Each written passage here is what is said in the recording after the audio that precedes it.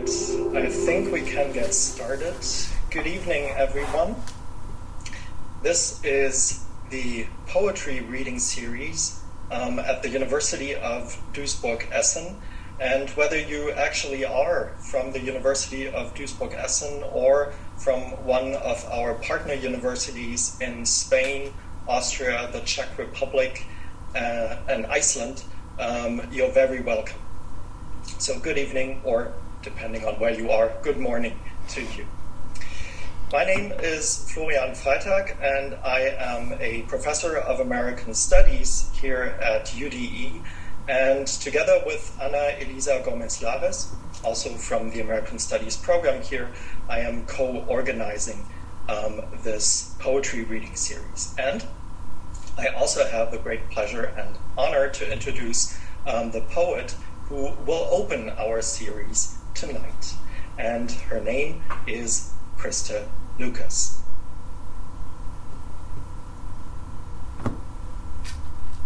Krista Lukas is the daughter of an American mother and an Austrian father. A writer of both prose and poetry, her essays, short stories, and interviews have been published in The Sun, Jewish Women's Literary Annual, and Los Angeles Review of Books. She is the author of a poetry collection, Fans of My Unconscious, which you can see here on the slide. And poems from this collection have been selected for Best American Poetry in 2006 and the Writer's Almanac as well. Her poems have also been translated into different languages, namely including German, Swedish, and Russian.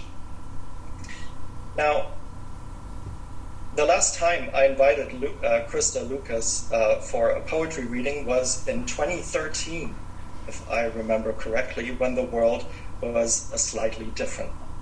But ever since then, I have been a fan of her unconscious. And so I'm very glad and very happy that she's back here with us tonight. Hello, Krista. Hello. Thank you for coming here. You're welcome. Thank you. And the floor is yours. Okay. I watch the campfire, the only light besides the moon, alluring, luminous flicker, and I want it simply to be fire, to watch the dance, the glowing embers, the smolder, the billowing smoke, without regret that there's nothing new I can say about fire.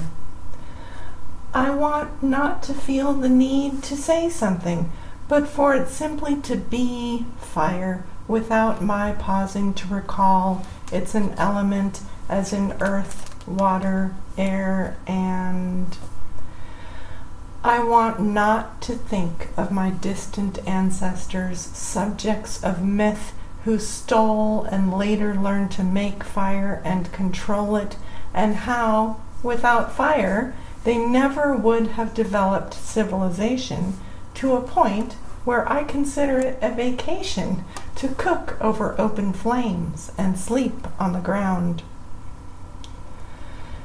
How is it that fire goes from nothing into something?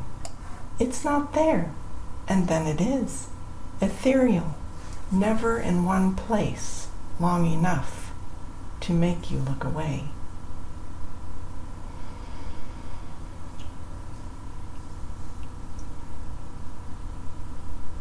By us we have several mainstream beings who visit on special occasions.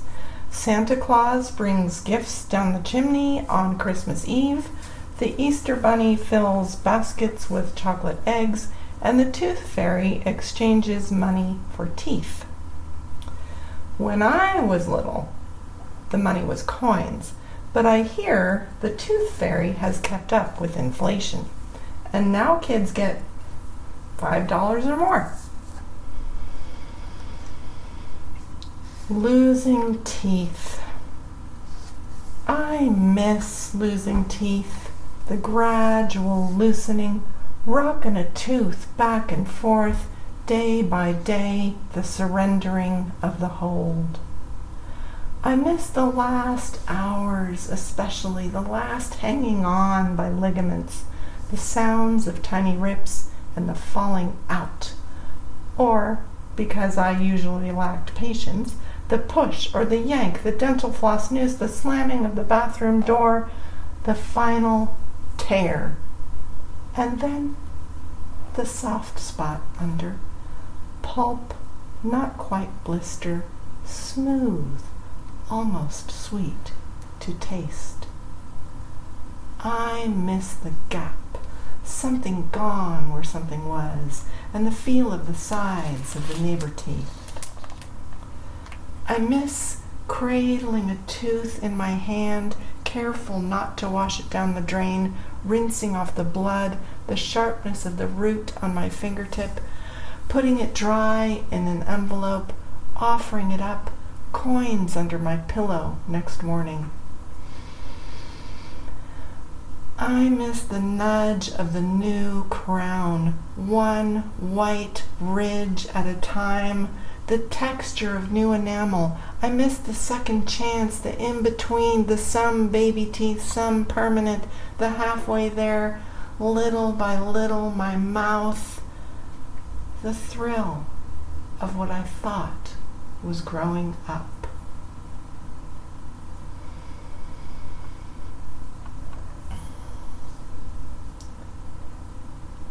I'm reading poems about fragility and transformation, of ourselves as individuals, of the human race, of our planet in one solar system, in one galaxy, in one universe.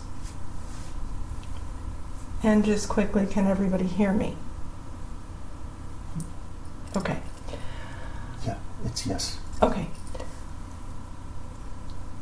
My grandmother had Alzheimer's dementia during her last years, the kind where she forgot even some of the distant past. Yet she was a ready and willing listener any time I wanted to read a poem to her. She never could get used to the lack of rhyme, though. Her response was the same every single time. "I'm sorry, I don't think that's a poem at all." This one's for her.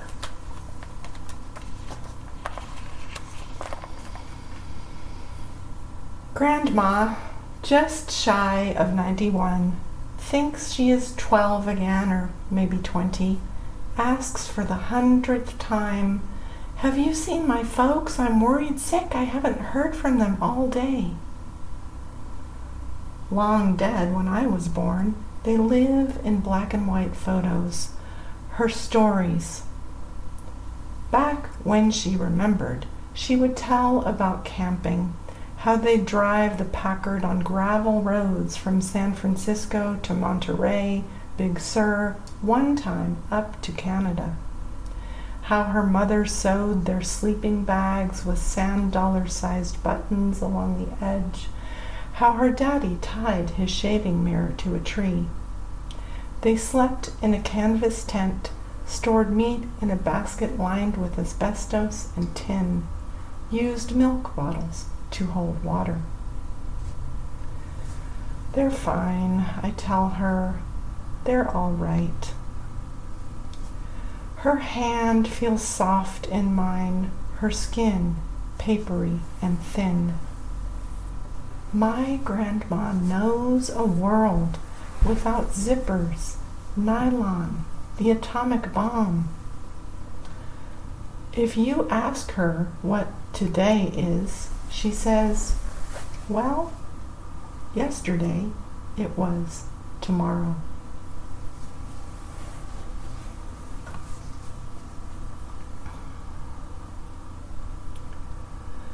My grandparents never spent a night apart, even at the end of his life when he fell into a coma.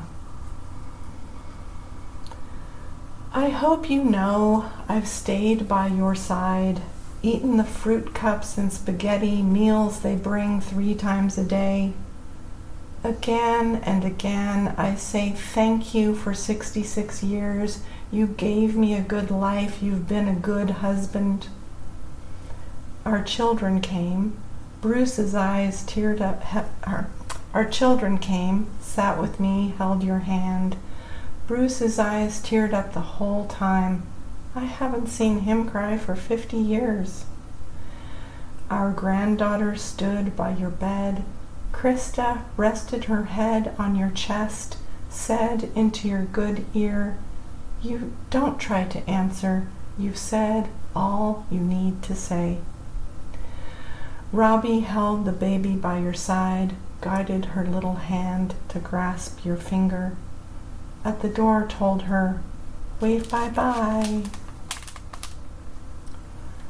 Last weekend, the doctors told me a day or two, and here it is Thursday. You always did everything in extremes. The boys drank too much milk, so you brought home a cow. You wanted a garden, so you traded our house for a farm.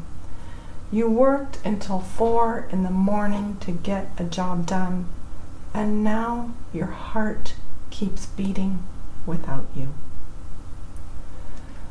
I want to go home, sleep in our bed, sort the mail, throw away the food rotting in the refrigerator. But I don't even walk down the hall. Any breath now could be your last. As long as you're here, I have something to do. When I go home, I will be a widow.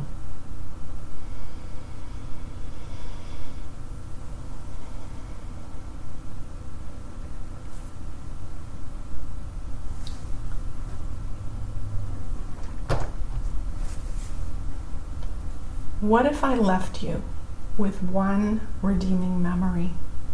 The beach, seaweed tangled in my hair, skin saturated, wrinkled, pale.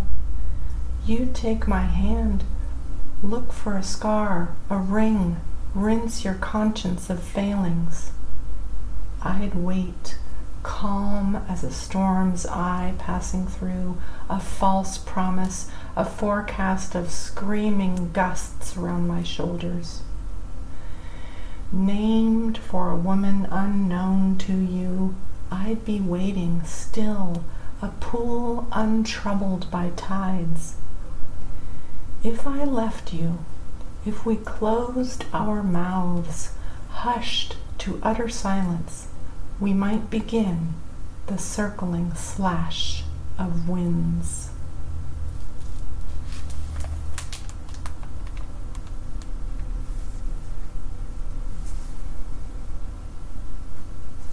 Morning.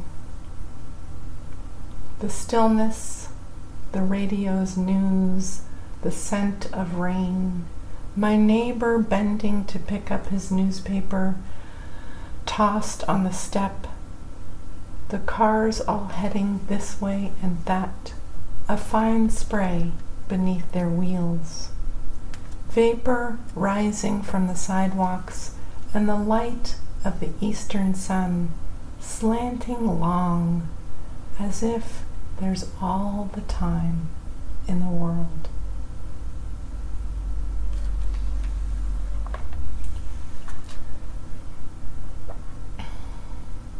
Here are some of my thoughts about being a responsible global citizen.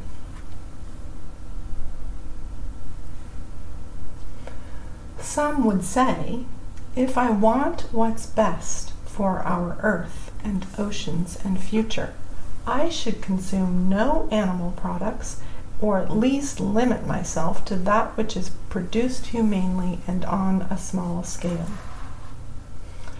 I shouldn't eat grapes run by underpaid workers, grain grown in raised forests. I shouldn't consume anything that has been transported a great distance, shouldn't shop in stores run by underpaid employees. I shouldn't buy products made of plastic or wrapped, and I shouldn't throw the plastic in the trash. I shouldn't throw away aluminum, tin, glass, paper, anything. I shouldn't drive a car or fly on planes. I shouldn't bear children, but if I must, I should have only one, and I should not spoil it.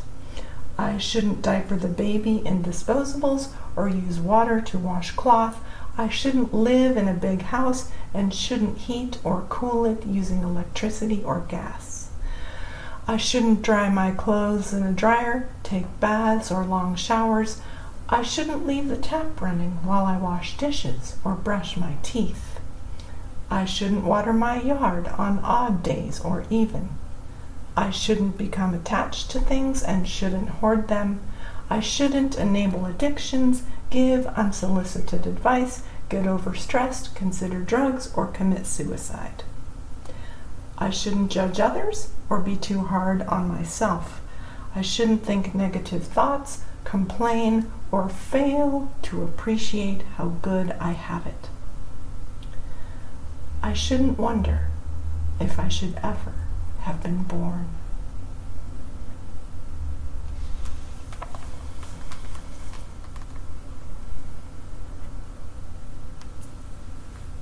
Last poem in this part of my reading. Snow Child. Perhaps I mean to flout expectations, call into question whether a snowman is allowed roses for arms. Now that spring is near, the odd insect braves the expanse of my torso with hardly a toehold. It nibbles the red petals of my eye dents, crosses the bridge of my misshapen nose. My stem arms and blossom hands droop toward the snowpack while asphalt creeps nearer and nearer. Nights I find refuge in the freeze, the stillness. Yet I know that before long nothing will be left of me but this stone for a mouth, a thorny stalk, a few dried petals.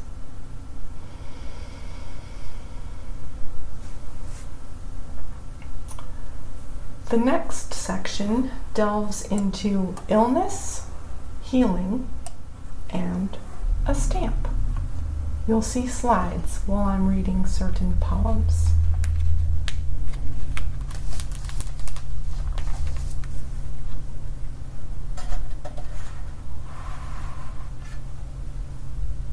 COVID-19. A microbial jack-in-the-box that can slip in closed, slip in unseen, pop open any time, pop open and begin making of itself copy after copy after copy. Blown up with color, it becomes a succulent with a dash of purple. Corona, crown in Spanish, a lovely word, as the virus itself is lovely in its wicked, deadly way. All around it jumps out at me, a peacock weather vane, a mandala, a tangle of curled ribbons, a paint splatter, even the back of a waiting room chair. I post on social media an out-of-context photo. What does this look like?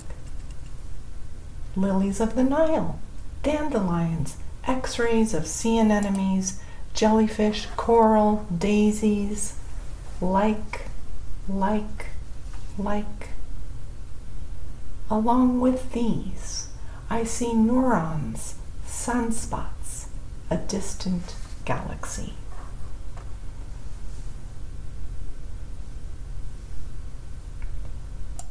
Corona.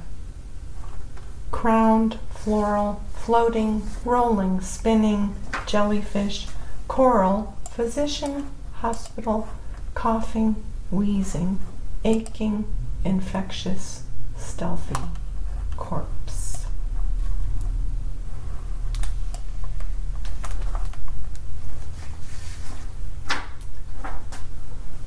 I don't have COVID-19, but I do have a glioblastoma multiforme, a malignant stage 4 tumor. Once discovered, death often follows in a few short months, but I'm still alive after nearly 5 years and happy to be here. I took messy, often misspelled notes while in the hospital, and not being a visual artist at all, I illustrated some of these notes with rudimentary sketches.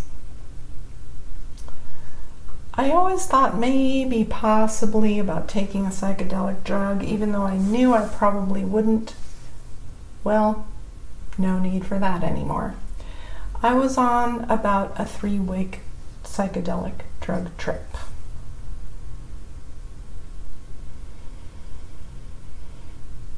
Glioblastoma. More poetic than malignant tumor the size of a baseball. Sounds better than a growth squeezing the bejesus out of my brain or smashing it gradually into my skull.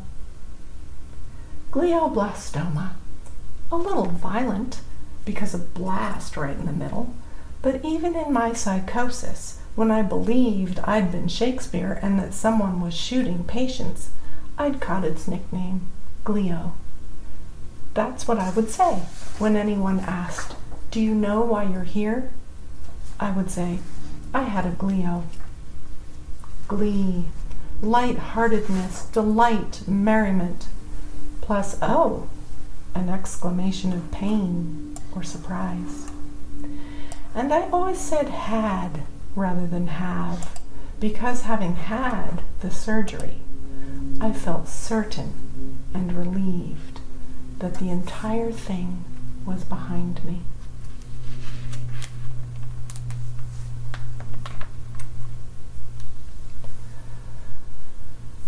Before my glio was partially dug out, or in medical terms resected, I had begun feeling slow and disconnected from the world around me, as if I were in a thick glass bubble. I could see people through this bubble, but they couldn't necessarily see me.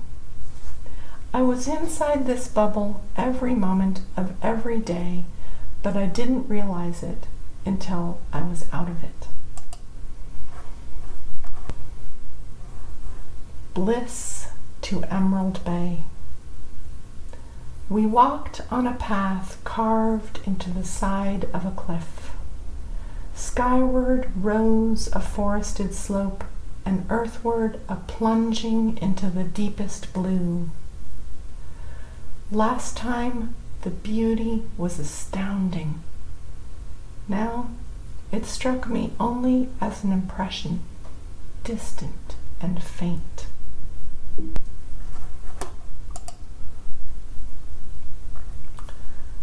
I considered trying to impose order on these poems, but my brain was scrambled at the time and there was no order. I'm reading them in a scattered manner, similar to the way I experienced what I'm attempting to describe.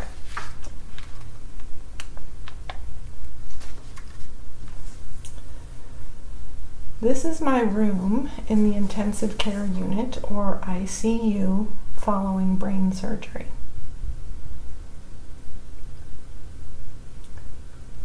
Advice to the hospital. Gowns should be bigger. Patients should do yoga in bed. We should drink more water from cups with straws, not from cups with straws. Water should be in easy reach. Patients should learn the order in which to eat food. Patients should laugh more often. Patients should eat while they can breathe.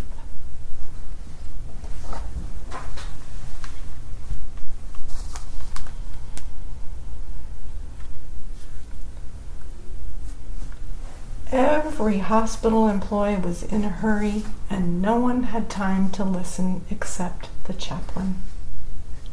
A woman who held my hand told me I was beautiful when I cried and let me feel what I was feeling. I wrote and sketched these, as you can see on the back of this envelope. I noticed that vulnerable and lonely have similar cat-bird-like illustrations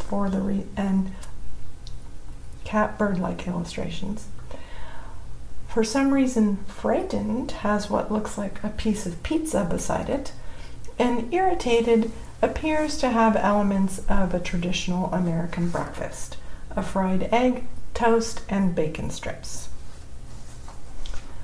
One of the worst parts of being in the hospital was being sedentary, and my favorite time of all was physical therapy when I would get to take a short walk. Then it gets wacky again with ask nurse when and can a home health worker in training or aunt.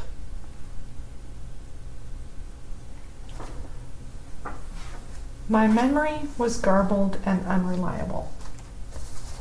I wrote basic notes to myself, such as these, accompanied by sketches.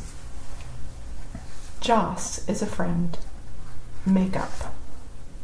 It's true, she wears makeup, but that has nothing to do with why she's a good friend. And there's a sketch of Joss's head or just her hair and glasses. Marie is a friend. Minimal makeup. It's true that Marie wears minimal makeup, but again, irrelevant to why she's a good friend. And there's a sketch of Marie's hair. And finally, Scott is my husband, illustrated by a spider, I think.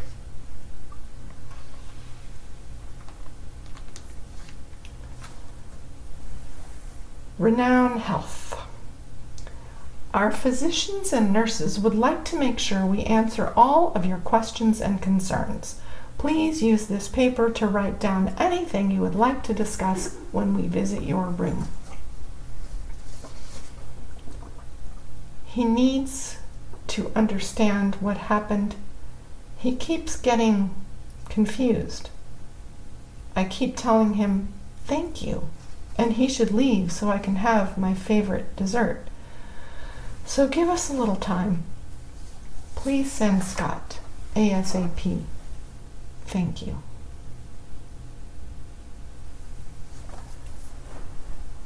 A 3-word poem. Flower, moonlight, anxiety.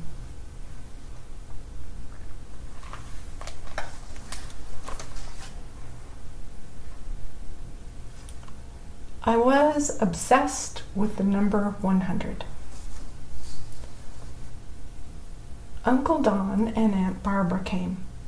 I thought I might never see them again, but Uncle Don leaned down, gave me a kiss on the forehead, and said, I've always loved you and I always will, which were kind words and words that hurt my heart. Aunt Barbara told me Uncle Don ate 200 pieces of candy in one sitting. When I told Scott, he said, that's impossible, and used my tray table to illustrate it, but I wouldn't be talked out of it.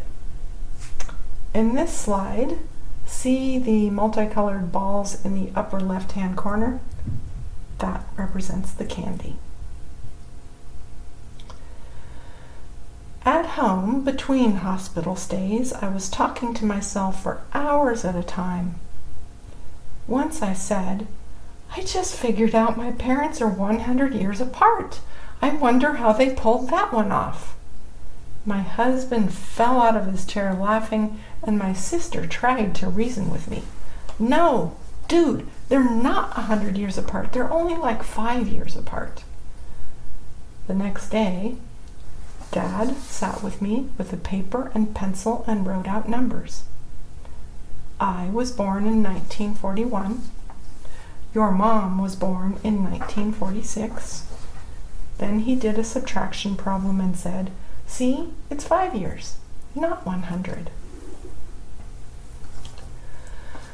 When I introduced my sister and her husband to someone at the hospital, I said, this is my sister and her husband. They're really good at taking care of people. They have 100 kids. My sister said, actually, we only have 3. Her husband added, sometimes it feels like 100.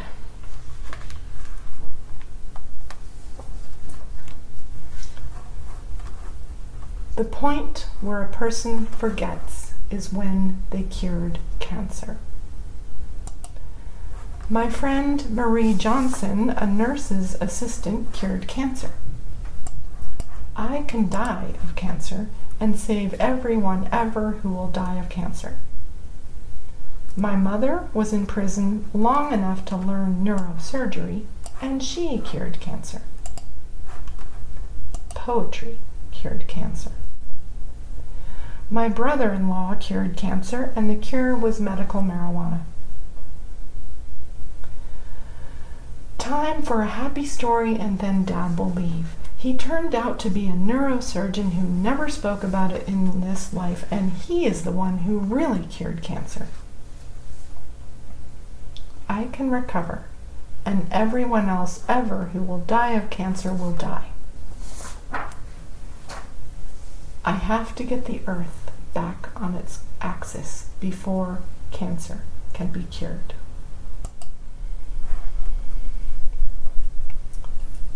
I had the delusion that everyone was tricking me, including the nurses, so I painstakingly printed this misspelled note. Why do nurses lie to patients?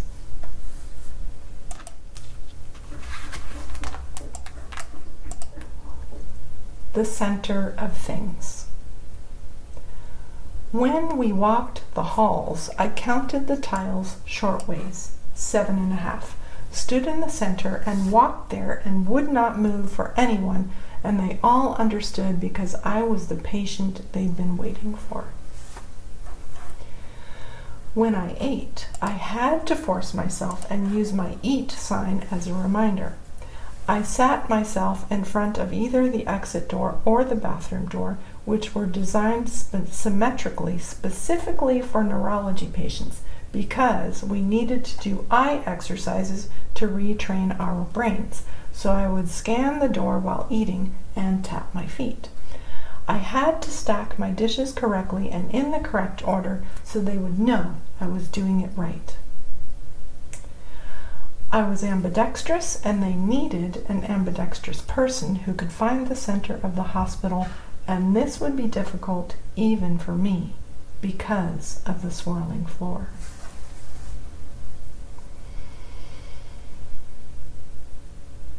I was not a special patient, just a regular patient.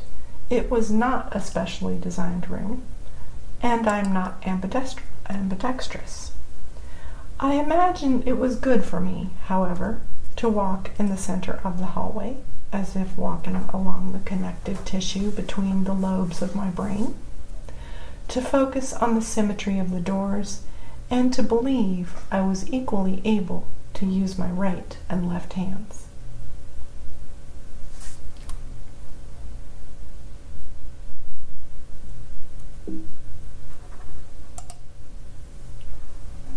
I think I figured out the overpopulation problem. It's because the people are professors and they use abbreviations. And to end the illness poems, so houses really are set up like this in Europe, especially in Austria.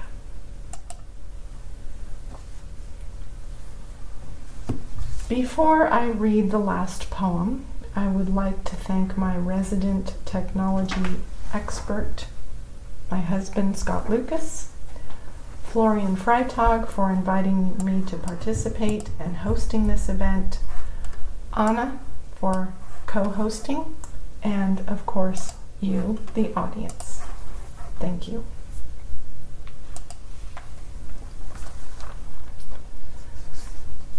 By us, we have a stamp that you buy at today's price, and it's good into the future, even if the price of that same type of stamp goes up. This one begins with a short anecdote about my grandfather. When he was 87 years old, he went to the Department of Motor Vehicles to renew his driver's license, and the clerk said, "Here you go. This one's good for another 4 years." Grandpa said, "Is that a guarantee?" I have the same question about the Forever Stamp. USA First Class, written alongside the cracked Liberty Bell. 42 cents, good for an ounce, good through the depletion of fossil fuels, the rise of oceans, the desert's expansion, the disappearance of the atmosphere as we know it. Good in domes and through world wars, accepted by all mail carriers in all countries for all time, none of whom will ever laugh in the face of an optimist who once invested in stickers. Good through exponential growth, the spread of new viruses, meteors, A-bombs, H-bombs, letter bombs, the nuclear winter, the return to sticks and stones.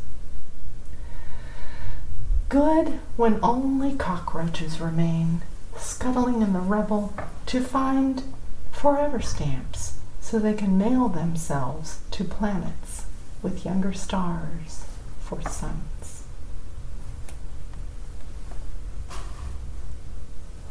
All right. Thank you, Anna. So we're moving east in a way because Krista, of course, is based on the West Coast, and it seems like next week we're moving to Texas, and then the week after we're moving to New York. So, but now we're in the West, in the very West. All right, and well, now I guess I can open the floor for your questions to Krista Lukas and your comments. And you can, yes, Lena, this is how you do it. You raise your hand, exactly. Okay. Or you can type in the chat if you have a question. Okay, thank you. Well, first of all, thank you so much. That was really wonderful. Sorry, I don't know why I went very dark suddenly. I apologize. That's okay. And I was really I was intrigued by all of your poetry, but of course, especially enjoyed that you shared your personal, your creative process as well, sharing some of these images and notes. So I was wondering whether you could talk a little about what that was like going through these papers and notes for the first time, and what you made of it. Did you feel like you could reconstruct your state of mind at the time, or yeah, it's good. Yes. So the question is, how was it going through my notes, and did I feel I could reconstruct the experience? And the answer is yes. I did not want to do it for a long time, but finally, after years, I decided I was ready to share this in a reading, and I had a huge, like about this high stack of just random bits of paper and menus and construction paper and notes, and my husband also took some video, some films, and I started looking at those. Still have a long way to go with that. He also took many pictures. So yes, I was able to reconstruct it. However, I had so many vivid, some horrifying delusions, some amazing delusions, not too many just in between. So it really was like a 3-week psychedelic drug trip. It really was. And from what little I know about drug trips, it had the elements of just frightening threats, and then euphoria and amazing feelings. In fact, at one point, I thought to myself, man, why has no one told me how great cancer can be? And then I was like, well, it's really not that great. But it's good, to be able to live with it. So Yes, I was able to reconstruct it, but not nearly as vividly as it was in my mind.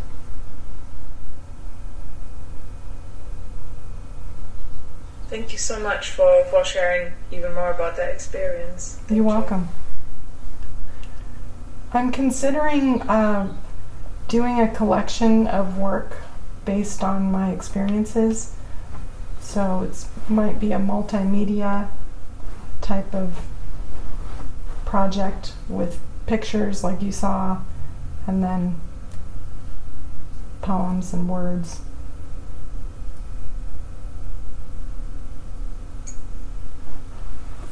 Okay, if I may, yeah. Yes. Thank you so much for joining us, Krista. I agree with Lena. I think your poems were amazing, and I guess we all go into these things with certain expectations, and although I expected variety, I was completely floored by how all over the place it was, and yet so coherent in a way. I hope that doesn't sound negative in any way, shape, or form, because it's not at all. It sounds great. I think that's such a wonderful thing to be able to do, to bring all these different poems with, the family history, then you have the health issues, and it all just came together so well. So thank you for that. And you actually already started answering the question that I had, which was whether you plan on turning this into a project, right? Because you also mentioned that there are video clips, recordings. If maybe there will be a time where this will all come together and maybe move beyond the poetry reading series or poetry performances into a different medium. Yes, I hope so.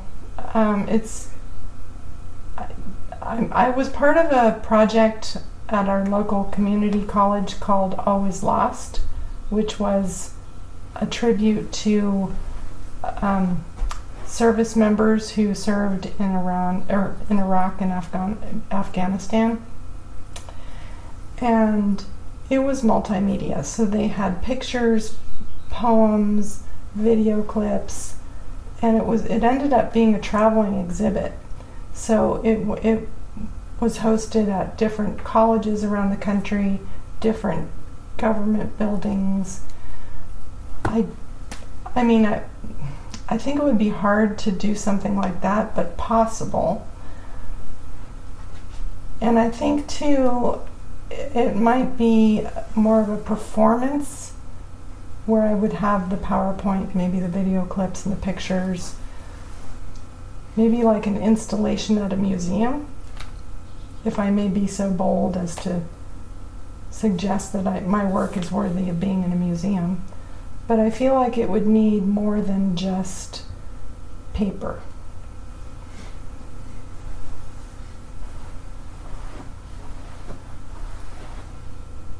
If I may ask a follow-up question Of to course, that? yes. I'm always very interested in found poetry, right? And I guess what you've done now, we can sort of read as found poetry because you've got this collection of papers and clips and whatever it may be that you've taken out of the box and are now going through and have written poems from that. I maybe wonder, and if this is too personal, please don't feel pressure to respond, but what was the thinking behind writing these thoughts down? Is it just something that comes automatically to you, or was it already with the intent of somehow using it later on for your own sorry, now I'm thinking in German. So in order to understand what had happened, or to help others understand, maybe just what was going in your mind in the moments that you were jotting things down or asking your husband to record you? Well, the question is, what was going through my mind when I was jotting things down and asking my husband to record me? What was going through my mind was a delusion of grandeur that I was the star patient of a clinical trial. And so that's what I meant when I said I'm the patient you've been waiting for, because I thought that I was this amazing patient who was going to bring new life into the hospital. And everybody was going to want to know what I thought, and they were going to be very interested in my experience. And so I would tell Scott, you got to record this, because my eyes would be like blinking really fast, and I'd say, the doctors might want to see this. And then I would have like some other thought, and I'd say, right, I got to write this down, they might need this later.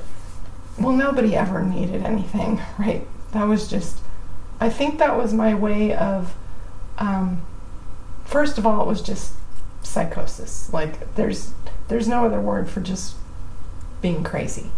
That's not the best term, but I was psychotic. But I think too, maybe part of me was trying to figure out how not to have to pay for this, because we don't have included health care in the United States until you reach age 65, and then you can go on Medicare. Or if you're below a certain income level, then you can get a program called Medicaid. So I think that was part of it, and then also some of it was just random, just random. And I actually asked a psychologist I said, do you think there would be any value in analyzing this the way you would analyze a dream? And she said, not really, because it's not like deep down you're a narcissist and that's what this meant.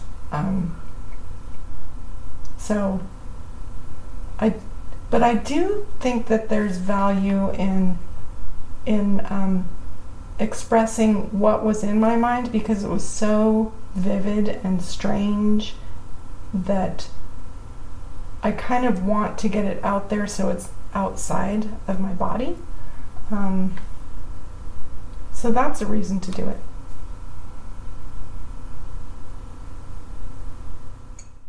Fascinating. Thank you. You're welcome.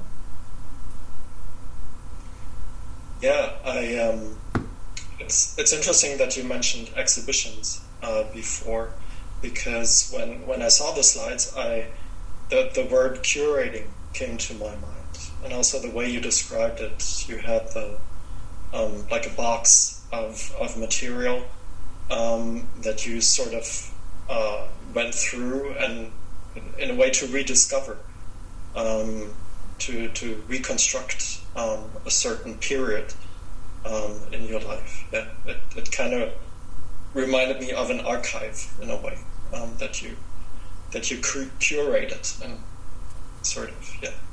Yes, it is like that. It is.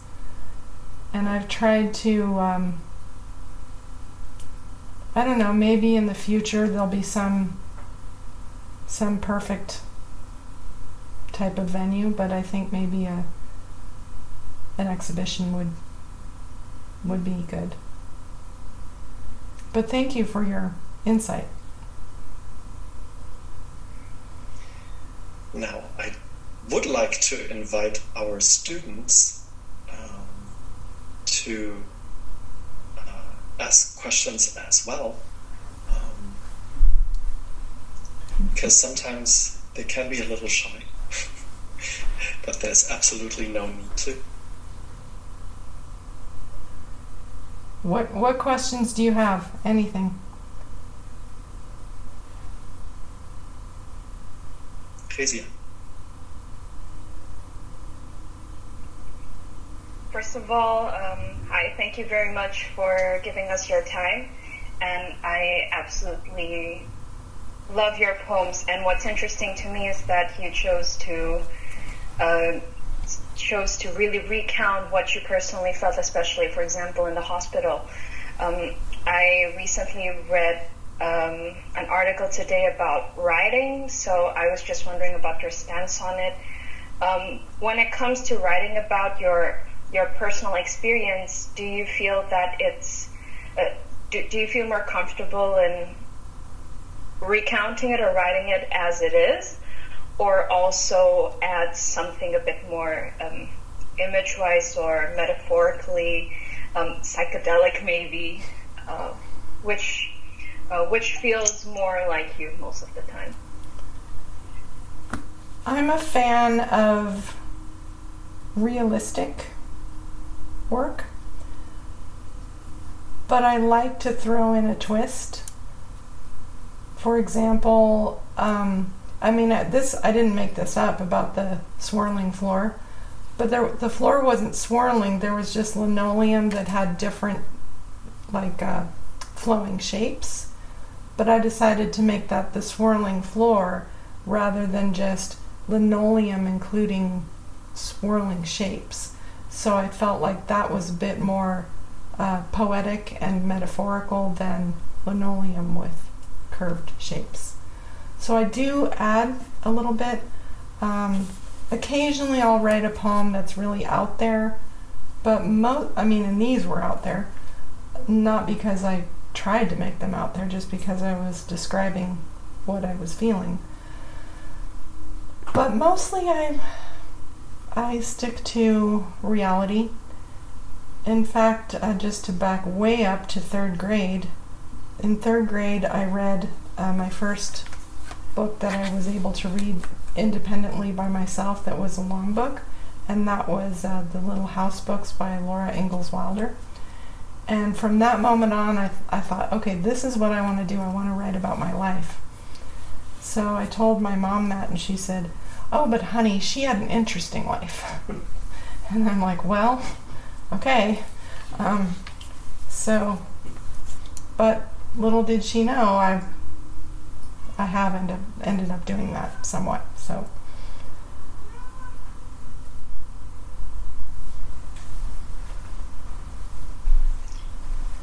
Thank you very much for your answer. Mm-hmm. Anyone else?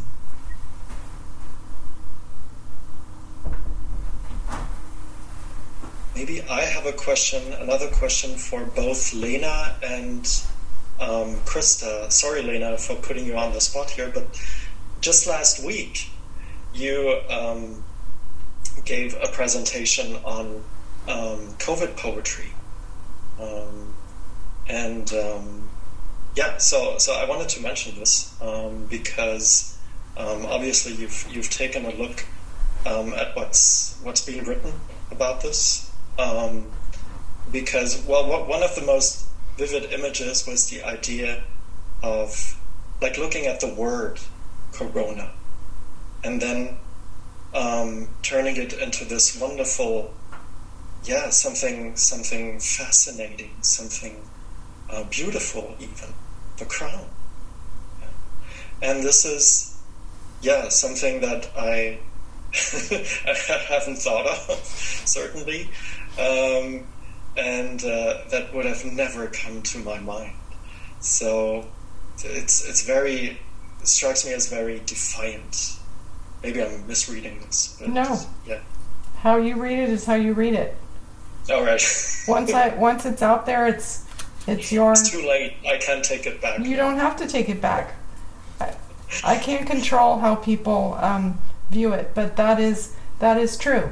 If you Google a coronavirus, you will find amazingly beautiful images of it, even though it's awful. It's beautiful. And so I wanted to ask Lena, have you encountered this beauty? I was really intrigued by that, and I thought, I hope this is already published somewhere, because I have to read this again. Because I only pick up these tiny little bits, and then my brain is on that, and then there's been 5 more images. But I was really intrigued because I found that when I was looking at, I'm also interested in maps, and I was looking at pandemic maps and kind of visual representations, and there I found this kind of, like the terrifying beauty and the visual language of the virus, and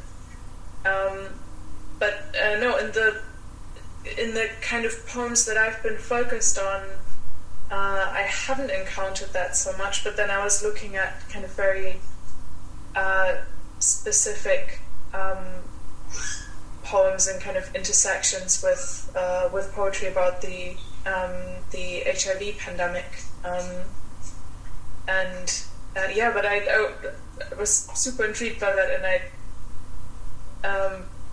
I did find that interesting that from the limited things that I've read, I've seen that more in analyses of maps and in general of the visual and also the language of color surrounding the virus.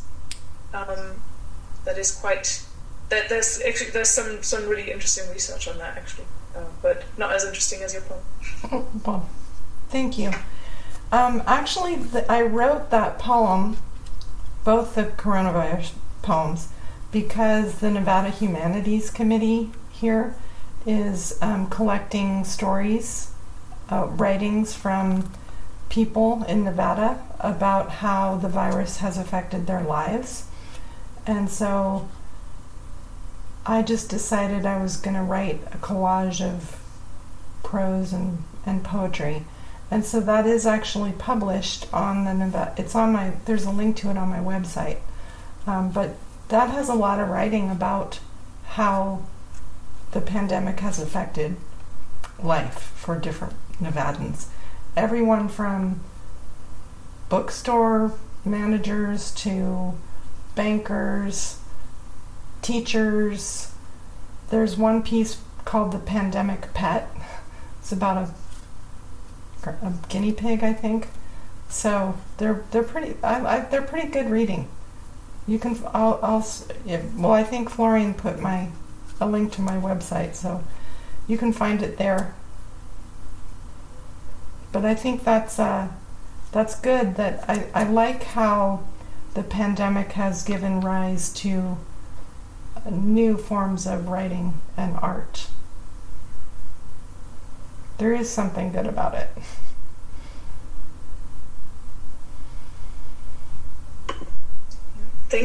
And yeah, I do think that I'm also quite interested in these. I haven't properly done research on it, but I am interested in particularly these collections from certain regions or groups that I feel like I've been seeing this quite a lot, and I do wonder whether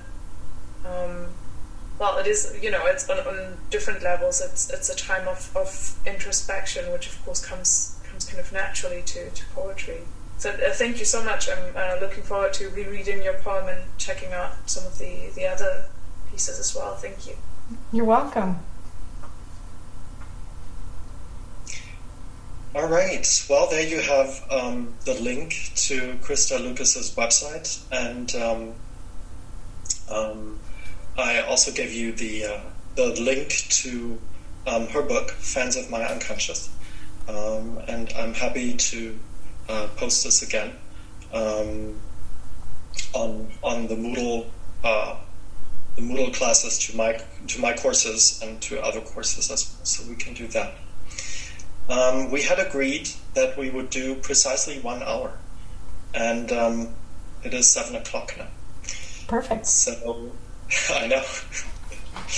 So once again, thank you very much for enriching our day, our evening, for bringing art into our lives. Thank you so much. My pleasure. I enjoyed it. Thank you. No, thank you. And I'll hope we'll see an exhibit or a publication or a performance by you very soon. I hope so too. And I hope I'll see you next week for the next poetry reading. Thank you so much to all of you, and I wish you a great evening. Thank you. Thank you. Bye-bye. Bye. Thank you, everyone. Bye.